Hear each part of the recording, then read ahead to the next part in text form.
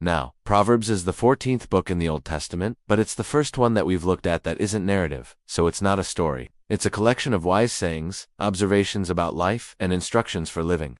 The author is listed as Solomon, the wisest of all the kings of Israel. And the book is divided into chapters and verses like the other books, but each chapter begins with a heading that often gives the main theme of that chapter. And many of the Proverbs have what's called a rhyme scheme, which makes them easy to memorize.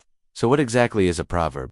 Well, it's a short, concise, memorable saying that expresses a general truth or principle about life. And most of the proverbs in this book are actually anonymous. They didn't come from Solomon specifically, but were collected over time by the people of Israel, because they were so wise and so true. Think of it as the common wisdom of an entire nation distilled into 31 short chapters. The book opens with some general instructions for the reader. Chapter 1 verse 7 tells us to fear God, which is the first and most important step towards wisdom. And then in chapter 1 verse 29 it says that the fear of God is the beginning of wisdom, and it's only after that, which leads us to the fear of the Lord, that leads to good understanding, that leads to discretion, and knowledge, and judgment. So in other words, once you fear God and you have this reverence for Him and His Word, then you can begin to gain wisdom. And throughout the book of Proverbs, we see this theme of wisdom is something that we must seek diligently. It's not given to us automatically just because we're Christians. We have to seek it, we have to ask for it, and we also see that the opposite of wisdom is foolishness. And foolishness is described as a woman who is loud and who is angry and who doesn't know how to work.